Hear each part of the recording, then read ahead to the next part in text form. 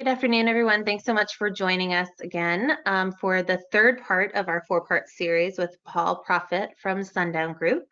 I'm Jessica Kapkar. I'm the Communications Manager at the BBB serving Central Ohio, and we're glad to have you with us today. I want to say thank you all for taking time to join us. I do want to let you know that we are recording this webinar, so it will be available after we've concluded our day, and you can find that on our trustlocal.org website. All of the webinars that we've hosted over the past couple of months will be housed there. So feel free to take a look back at this there. You can take a look at all the other webinars we've done. So as I said, this will be recorded. Please feel free to ask any questions in the question box. Paul will make sure that we get to all of those. And if you have any other thoughts or need anything else from us as the webinar is going on, you can feel free to send us a quick chat as well. I will be helping Paul facilitate all of those. So with that, I'm going to turn it over to Paul and let him take it away. All right, thanks a lot. So hi, everyone. My name is Paul Profit, as mentioned, with Sundown Group. We're a nonprofit located here in Ohio that helps connect entrepreneurs up with investors, mentors, and talent. And we also teach a variety of different business courses, part of our business building curriculum that we do. And the one we're doing today is about marketing. And so this is really more about putting together your marketing plan and basically, putting that tactical document together and all the things that go into building a marketing plan so that when you go to launch a product or service, or as the economy starts to open back up, that you're able to put your best foot forward and kind of, get out there and start attracting customers to your business and to your products and services that you are going to be selling to them.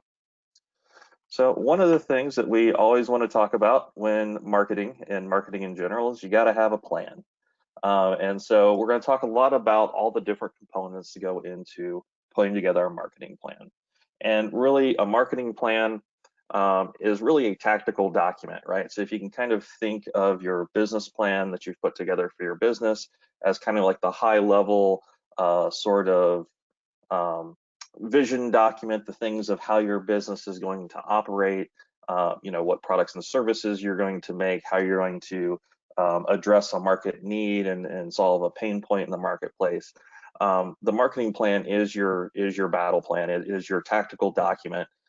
It takes your business plan and turns it from kind of a vision statement of what you will do to what you are going to do.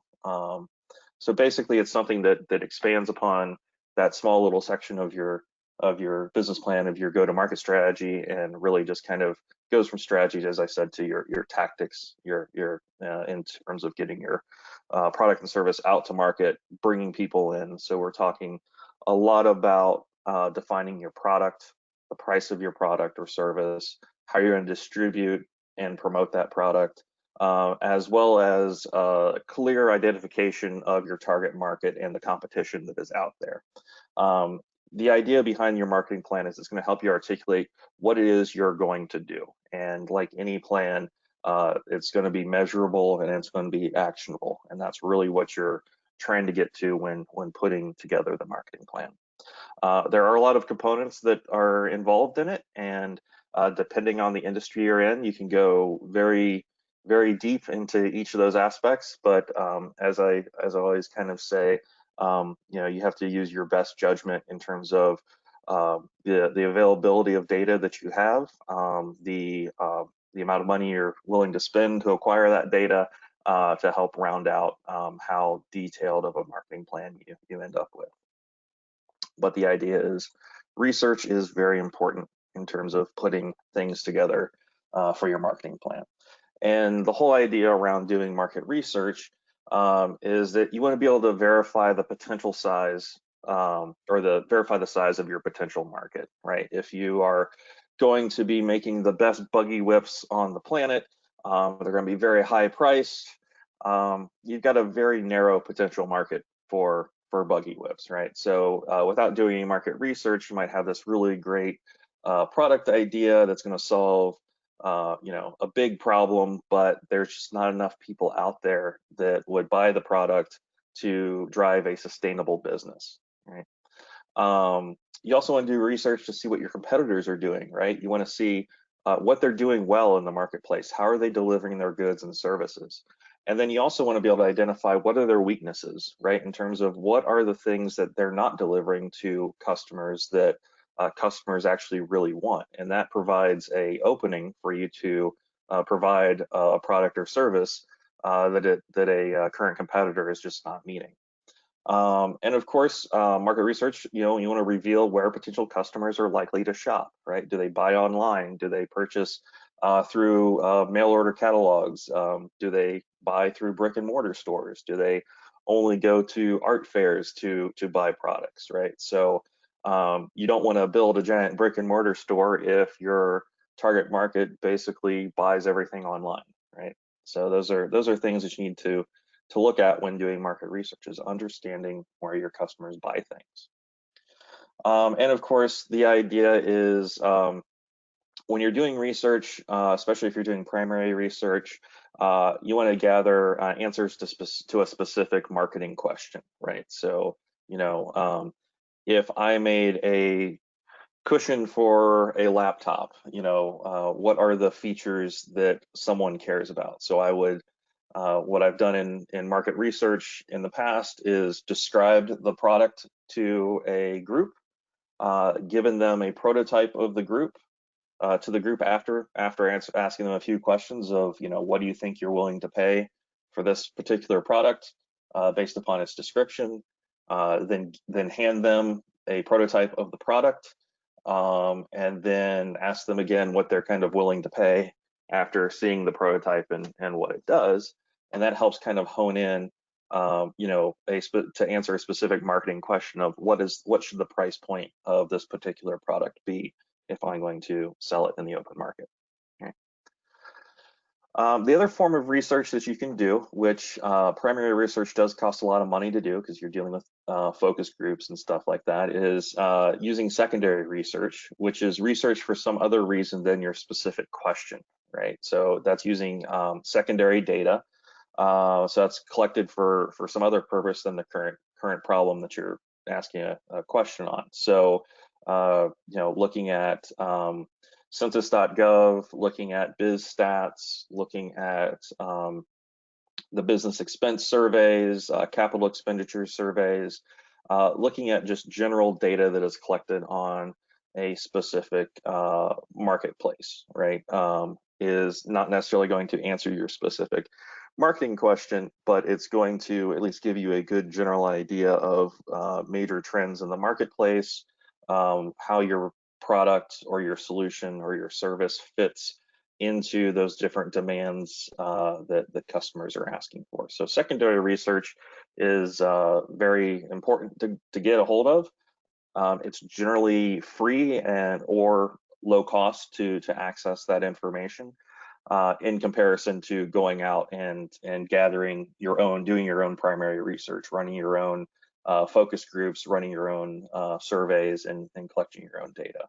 And if you're a startup or a small business, secondary research might be the only thing that you can afford to actually start to hone in on your marketing plan. So again, just a little bit difference between primary data and secondary data. So primary data is information that is extremely current. Again, it takes some time and money to gather it. You can spend money with market research firms that can do all this for you. They can run those surveys, either, you know, email surveys, telephone surveys, you know, mail-in surveys. The poll takers, or not poll takers, but the when we were going around in shopping malls, sometimes you'd have someone with a clipboard and say, hey, can I take a few minutes of your time and to ask a few questions? And it's usually you know, product service related sort of things. And that is all primary data collection, and that, you know, costs some money and takes some more time to get all that data.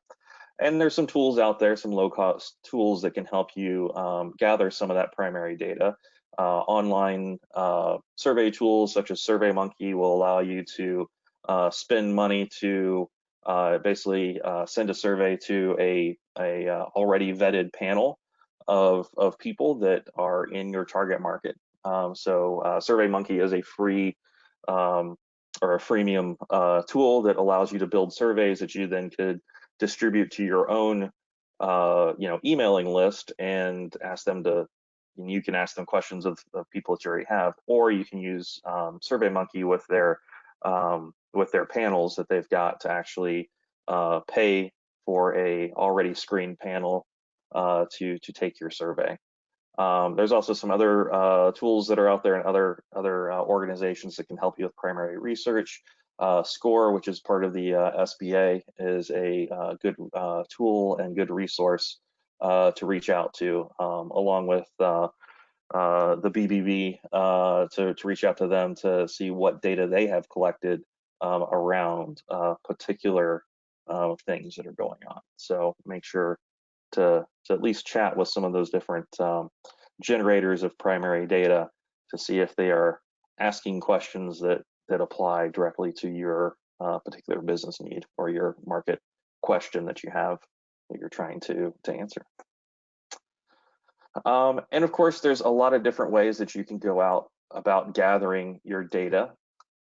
You can do ethnographic research, so that's data gathered by simple observation, seeing what customers do rather than asking them. So some people will follow people as they shop through department stores or through malls. That's not usually just the security people seeing if you're shoplifting or not, but it's also market research people will actually go in and see what your browsing behavior is and kind of watch you go through that.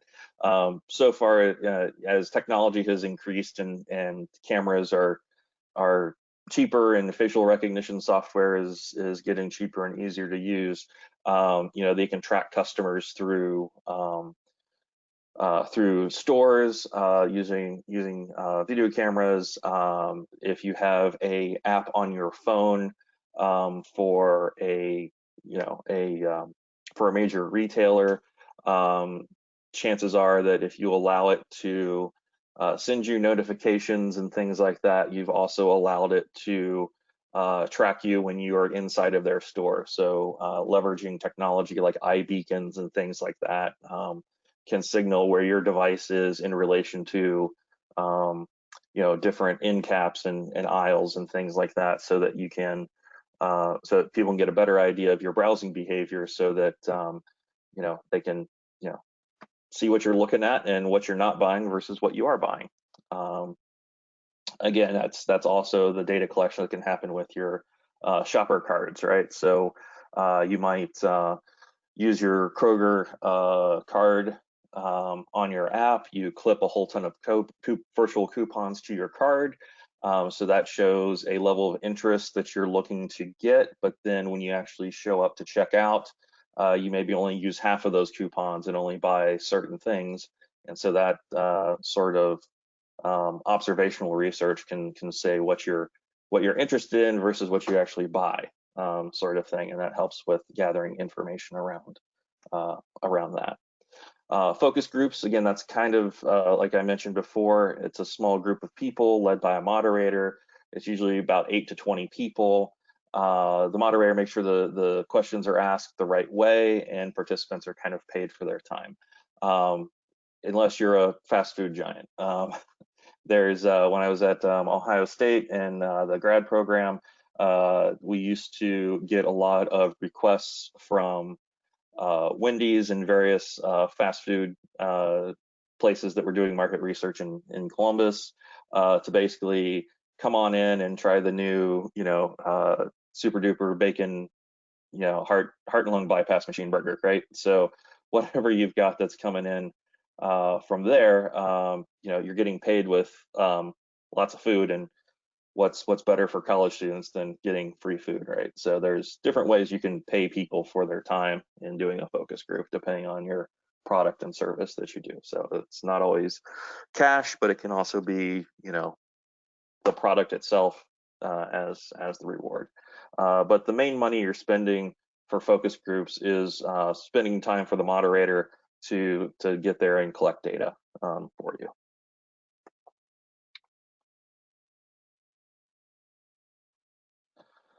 All right, and the other method, as I mentioned before, survey data. So data collection method using a questionnaire.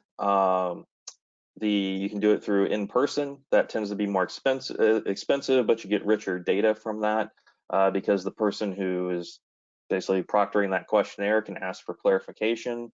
They can ask you to expand on the answer to get more richer qualitative data than just the quantitative data, right? Mail is also fairly inexpensive.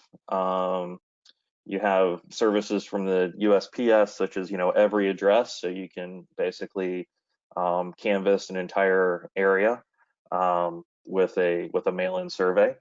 One of the issues is that it has one of the lowest return rates. You're looking at about 1 to 2% return rate on your mail-out survey, and it really doesn't allow a lot of flexibility because you are limited to that questionnaire, and you can't really you expect people to read the instructions to the questionnaire and actually understand what is being asked of the question for them to fill it out. And of course, internet surveys are the cheapest and can be highly targeted.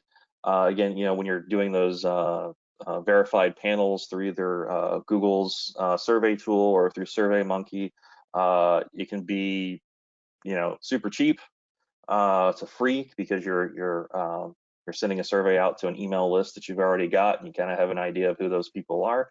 Or again, you can be spending as much as $5 per response for pre-screened panels of people that specifically meet your target audience that you're trying to get information about. So here's just kind of an idea here of kind of the costs that are associated with running different types of surveys.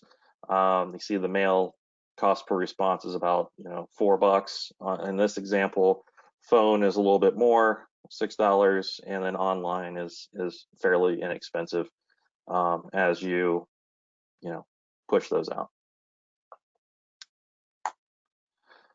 And of course, when you're building your survey, there's different types of questions that you can have. There's scalar questions, so answered by some sort of scale. On a scale of 1 to 5, how do you like this book? Again, you're kind of limiting people within a quantitative range, so that's easy to do data analysis on. You have dichotomous questions, only 2 possible choices. Have you shopped here before? Yes or no. There's categorical questions which help segment your data into different blocks, so you can take your quantitative data and apply it to different categories. So you'd be, what is your ethnicity would be one that would be identifying like a category of a group of people who are responding to it. There's also open-ended questions that you can ask that allows respondents to basically express themselves, so they're writing that in. The open-ended questions are the hardest to analyze because you're going to be dealing a lot with qualitative data, so non-number data. And so a lot of companies have employed using text recognition software to kind of help run through some different sort of AI tools that will read the responses and try to block them into actual kind of things on. So if there's certain themes that emerge in those open-ended questions, that the software is able to identify those various themes that show up, even though that other people might be describing. People describe the same thing differently. There's again software that is, it's getting cheaper as time goes on, but you can use this, machine learning software to help kind of easily chew through these open-ended questions to find results versus having to sit there and mainly read through 10,000 survey responses. Okay, so that is all the fun stuff on surveys and data collection from that part. So one of the first important things when you're starting to look at your marketing plan is identifying what problem you're trying to solve, what are the marketing questions that you've got, and going out and collecting that data to help try to answer those marketing questions. I want to pause here for just a second and see if there are any questions popping through on chat. I have not seen any come. Oh, sorry, Paul. I have not sure. seen any come through yet. But if anybody has a question, please feel free to go ahead and put that into the chat or the question box, and we'll make sure we get to those. Yep. Yeah, I just want to make sure because I'm jumping into another topic now off of data collection. So just Okay. want to make sure we don't lose anything. All right. So we've got data. We've got maybe some historical data on our own company of stuff that we've sold. We might have found data on a comparable company and what their sales are. And so one of the things that we want to take a look at when building out our marketing plan is trying to guesstimate how much stuff we're going to sell. So products or services, right? It's one of the more important pieces of the marketing plan. You need to know what your sales are going to be, right? So if you don't know what your sales are going to be, how much money you're going to potentially generate, it's really hard to figure out what is of right sizing your marketing budget, right? So um, if I know I'm going to sell one widget for $100 and that's all I'm ever going to sell, but my marketing plan and my marketing budget calls for me to spend $10,000 to go get that $100, that makes things very, very hard to justify putting that marketing plan into practice. So again, when you're looking at sales forecasting, you want to base your sales forecast on historical sales, but of course, new companies can't do that. So you have to kind of look at industry, look at competitors, and see what kind of their sales are to kind of benchmark up against that. Um, and if you're a new company, it's really kind of hard to um, again to get up with those sales forecasts because you can't just look at historical data. Most people look at historical data and go, yeah, next year I'm going to try to sell 10% more of what I did last year. And that makes things a little bit easier because you can come up with that number.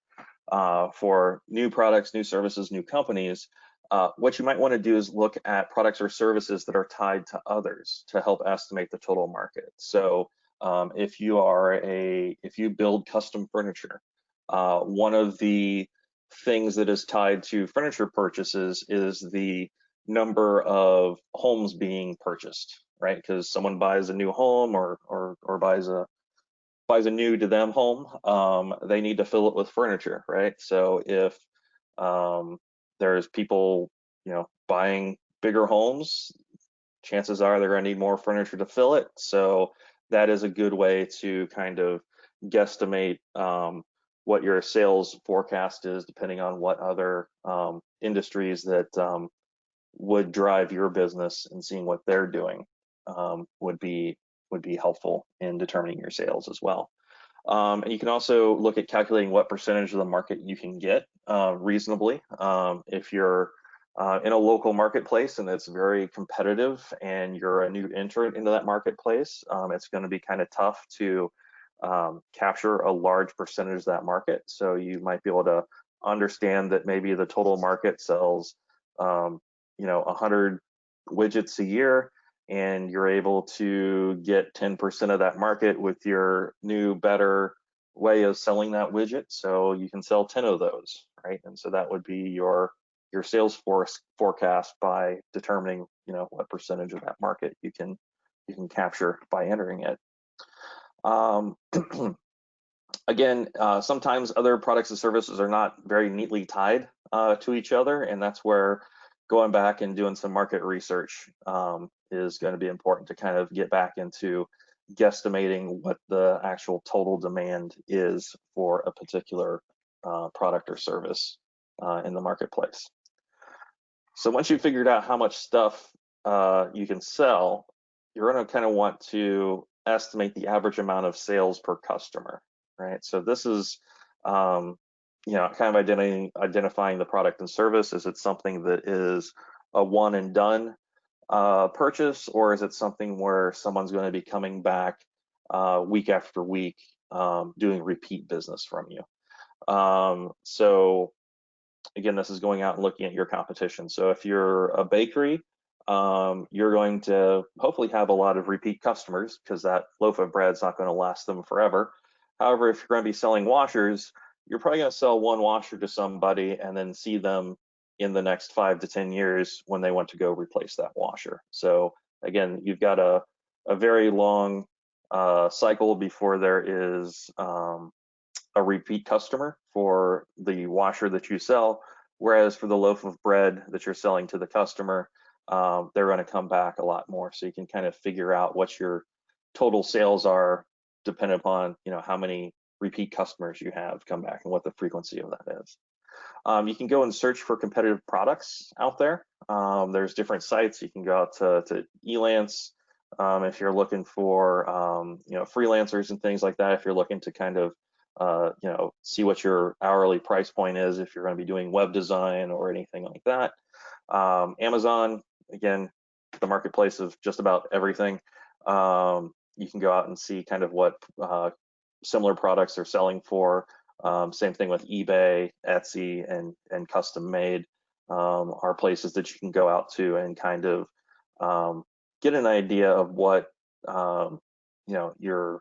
what competitive products are selling for in the marketplace, because really all you need to do for your math equation on getting to what your sales are going to be, how many units you're going to move, is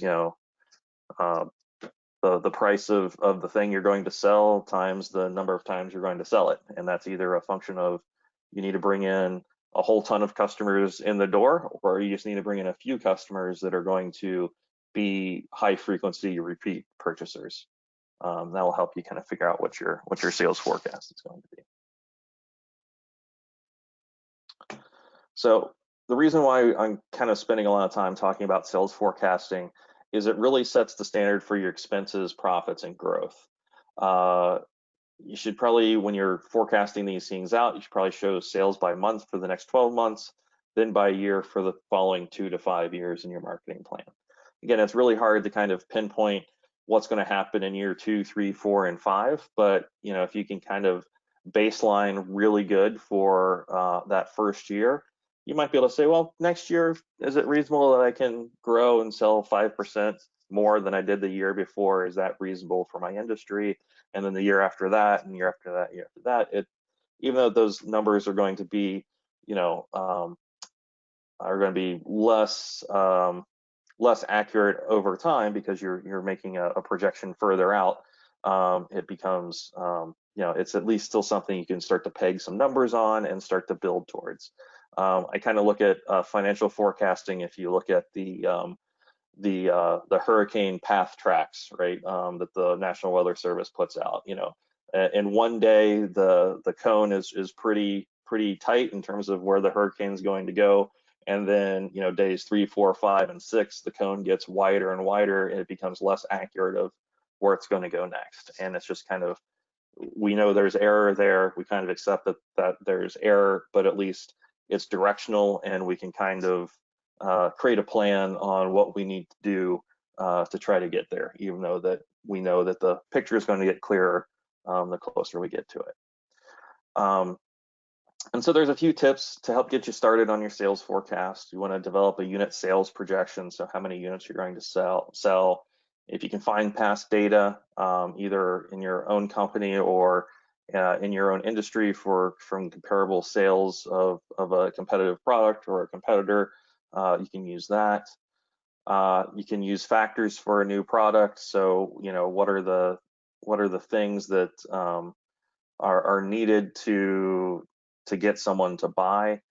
And then you want to also be sure to project your prices out, right? So the idea is that is your product going to become more expensive as time goes on, or is price going to go down a little bit because your unit sales are going to increase? You're going to become much more efficient at delivering your product or service, so it's going to be cheaper for you to deliver each time, and so you might want to pass some of that savings on to your customers, right? So just being able to project out what your prices do over time is also important to figuring out what your sales are going to be in the long run.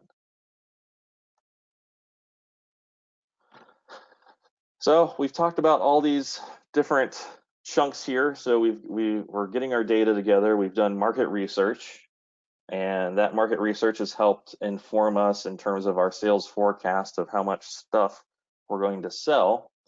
And then it's going to be all about taking that data and starting to develop the marketing plan. And the components of the marketing plan are pretty simple. There's only 5 of them.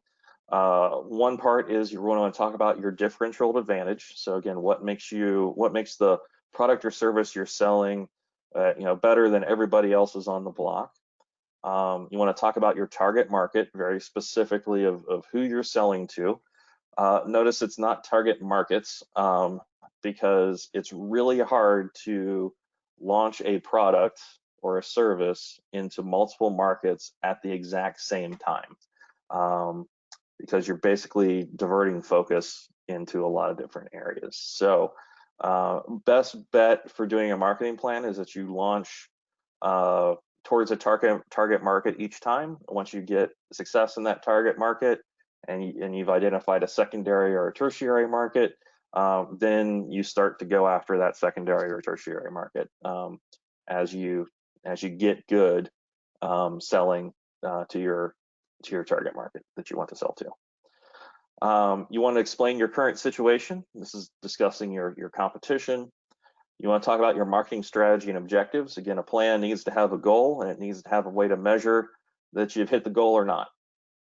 And then you want to talk about your 4Ps, which is the product you're selling, how you're going to promote it, the price that you're going to set it at, and how and where you're going to sell it, at, right? So online, in-store, combination of both, direct through distributor, all those fun things. So as I talked before, differential advantage. So it's the characteristics that separate one company from another. So this is where you're wanting to have your competitive advantage. You're going to create your differential advantage with one of the parts of the marketing mix. You can compete on price, you can compete on the product, you can compete on the location you're selling it, and the promotion that you're offering for your product.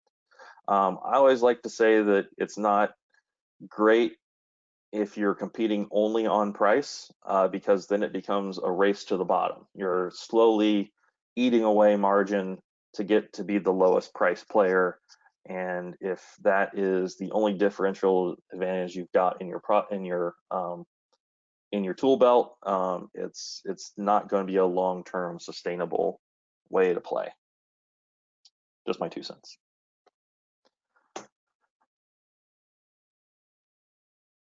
So again, so that's the one part of the marketing plan there, is talking about your differential advantage. Again, getting a good understanding of how you're going to compete in the marketplace, basically saying why you're better than everybody else with the product and service that you're going to be delivering to your target audience. In your target market, this is really kind of important of understanding who your market is and being able to basically slice and dice that market into different market segments. So again, you want to basically try to figure out who you're going to be selling to, and what you want to get to is basically identifying 1 or 2 groups that have somewhat homogeneous needs for a product or service, right? So who are they? What do they look like? What are their buying habits? And those buying habits and their needs match up with the product or service that you're selling. And so now you know what your target market is, who you're going to be selling to. Other ways you can chop up your market is by geographic segmentation. So many businesses choose to operate in one country. Again, service industries really have no choice but to segment geographically. So if you're going to be opening up a barber shop, you're not going to be marketing to people who need haircuts in Seattle when you're based in Columbus, Ohio, right? You're going to draw a circle around your barbershop within a 15 to 20 minutes drive time to get there, and hopefully there's enough people that are in that area that need haircuts, right? So it's not really just hope, but you've done the market research to say that the population density is there, that the population gets haircuts. You've not landed into for whatever reason, a neighborhood where everybody is bald and therefore they don't need haircuts. So you want to make sure you're in the right spot if you're having if you're selling a product or service that is locked geographically. You want to make sure you've landed in the right spot with the right customers that are around in that area. You can also use demographic segmentation. So this is looking at their income, their ethnicity, their gender, their education level, their marital status. So this is looking at like life cycle positioning, right? So if you are going to be targeting, um, you know, higher income, um, college educated, those sorts of groups of people, then you would be, advertising in different, one of your go-to-market strategies for appealing to them or getting your message to them is, running advertisements in Columbus CEO or running advertisements on NPR, those sorts of things to go after those sorts of people that typically do those sorts of behavior based upon their demographics. Then you can also look at benefit segmentation. So you can slice up your target market by the benefits they seek, right? Are they looking for speed of delivery, or the Amazon Prime is a prime example of this. It's fast. It might be a little bit higher price than just going out to the grocery store on your own for some things, or waiting a little bit longer to get the thing. But we want it now, and we want it fast, and so that's looking at a benefit segmentation of going after people who want it now, right? And that crosses demographics and geographics and the whole thing. The idea around safety, so the benefit segmentation. So home security systems are looking at a benefit, segmentation around safety, right? It doesn't necessarily matter where you're at in the country, but if you are focused, if they're going after very safety conscious people, and so that's what they're marketing towards. Right. So the idea is one of the things you're looking at is good value versus those more interested in reputation, right? So what's the difference between store brand sugared cereal versus name brand sugared cereal? Not a lot, right? But the brand is able to identify, it'll charge more because it's a branded product versus a non-branded product. Right? So there's a benefit where people want to be associated with a particular brand that has cachet. And so when you've identified your target markets, you need to figure out how to reach them. And there's three main different ways you can do that. One way is an undifferentiated way, where you use no segmentation. You assume that all consumers have virtually identical needs and can be reached by the same marketing mix.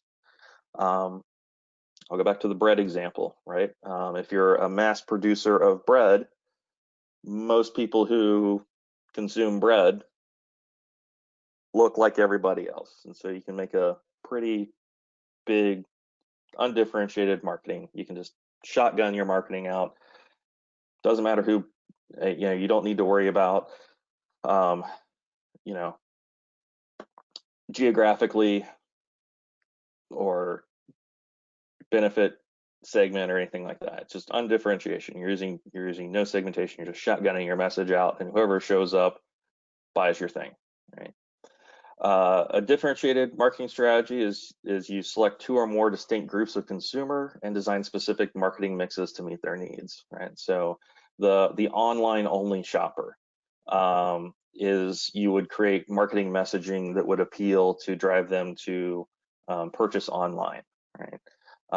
And that versus the in-store buyer, right? So the person who only shops in store, you would have a different marketing strategy to attract those people to be in-store buyers to your store specifically. You wouldn't be spending money to try to attract online buyers who only buy online to your store, because it's just throwing money away, right? So you've identified your two different market segments, and you're doing two different treatments of a marketing mix to meet their needs. The other way is a concentrated, where the marketer selects one specific group of consumers and designs a marketing mix specifically for that group. Corvette owner groups, right? So people who own Corvettes, they take them to Corvette shows, those sorts of that sort of audience. If you are making specific things for Corvettes or for the Corvette owner lifestyle, you're probably going to have a very concentrated marketing mix that is geared specifically to that group and class of Corvette owner. You're not going to try to convert a Ferrari driver to be a Corvette owner and to go to Corvette shows, right? So, all right. And again, we talk about all this target marketing, so why even bother doing it? The idea here is you don't want to waste a lot of effort and money, right? The worst thing you can do is spend money trying to attract a customer who is never ever going to buy from you, and you're never ever in their decision set. So you want to spend money on the people who are kind of the fence sitters that you can sway either way to kind of get you into their decision set, and then eventually get you to get them to buy from you, right?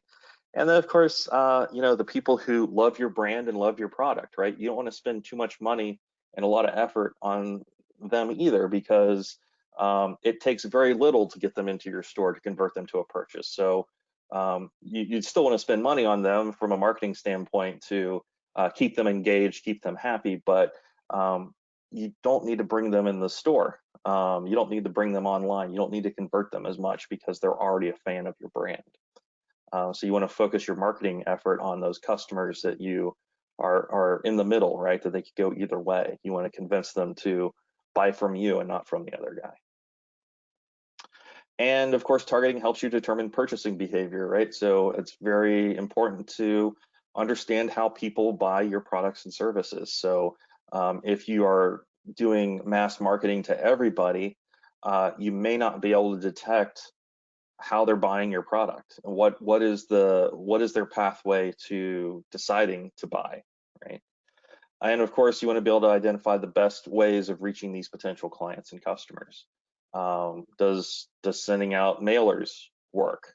Does buying Facebook ads work? Does buying TV time work? Does buying radio time work? The more you try to market to everybody, the harder it is to identify the signal from the noise. What is the best marketing strategy to bring these people in the door? Right?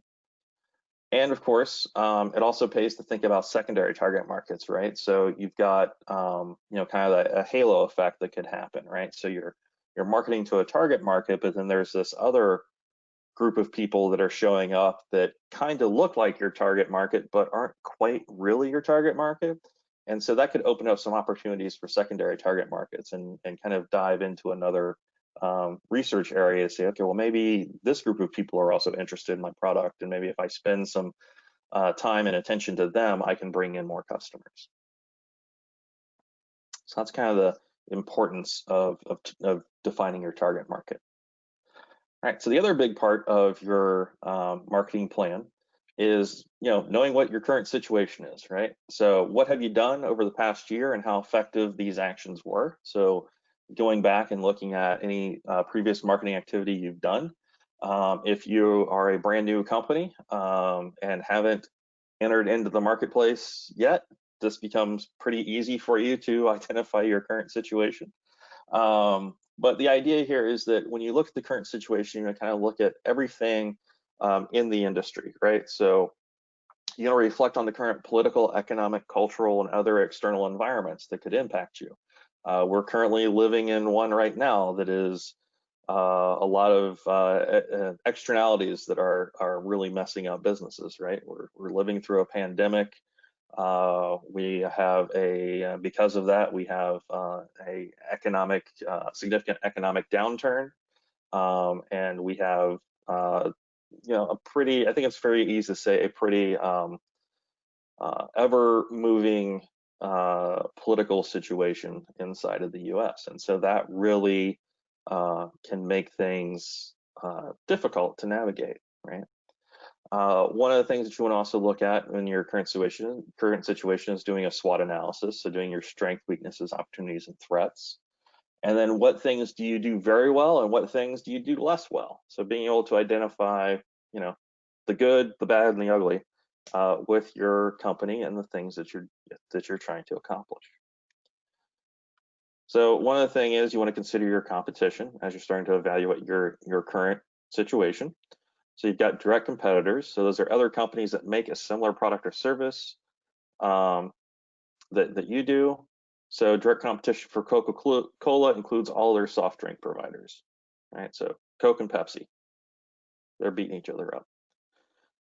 And then you also got indirect competitors, companies that provide alternatives that are dissimilar to your products or services that consumers might choose to meet a similar need. And direct competition for Coca-Cola includes any other company providing items to quench thirst, which if you notice Coke and Pepsi, they've more than started, they've really vertically integrated, right? So Coca-Cola and Pepsi used to own nothing but soft drink brands, and they started to vertically integrate. They bought their own sports drink brands. They bought their own vitamin enhanced water brands. They've invested in their own bottled water brands, and so they're vertically integrating to basically take out those indirect competitors by it all being one side all being a Coke product and the other side all being a Pepsi product, right? But they've all got everything to quench thirst beyond just a soft drink. But those are the things you kind of need to kind of look at when you're looking at your competition. Right? Direct is easy to find, indirect is a little bit harder, right?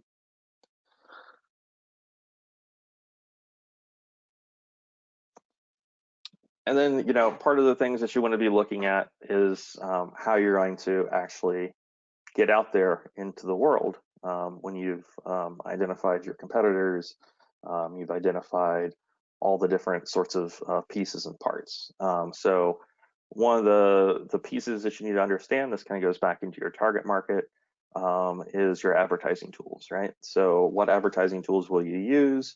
Are you using flyers, internet, print ads, television, radio, banners, posters? What your schedule is going to be for those advertising tools. So having a marketing plan, a marketing calendar, and of course your distribution system of your marketing. If you're doing mail order fulfillment and delivery, boxes to your local post office or UPS.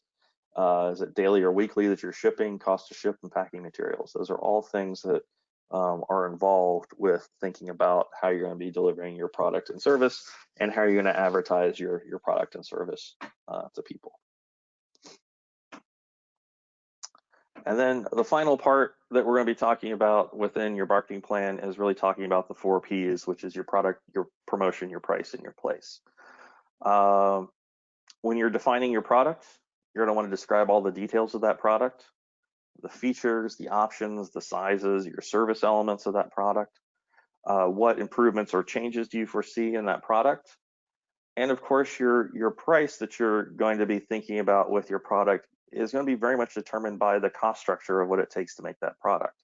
And of course, how does it compare to that of the competition in the industry, right? So if you make a thing that costs $100 to make, but the retail price in the marketplace is $50,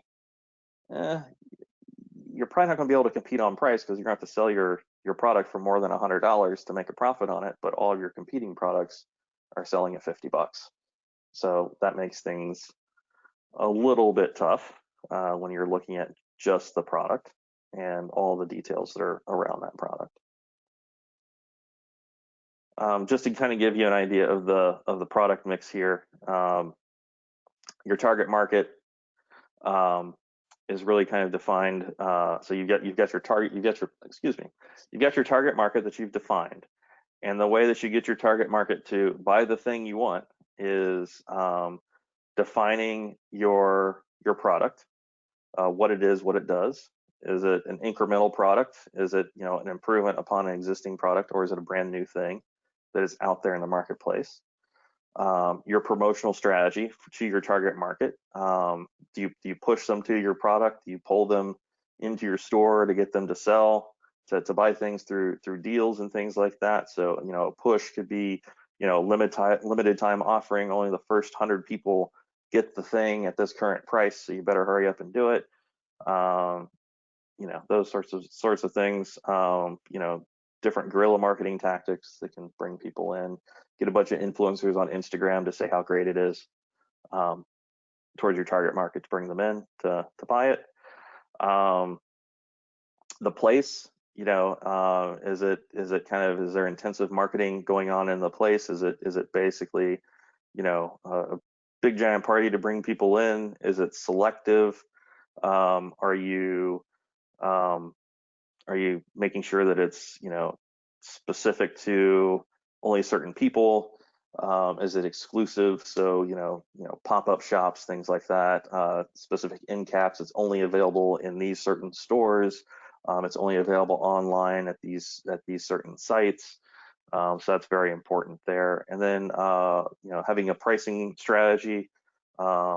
Setting it low to get market share, or are you doing a skimming strategy, which is to basically get as much cash as you can as quickly as you can before competitors start coming in with knockoff products.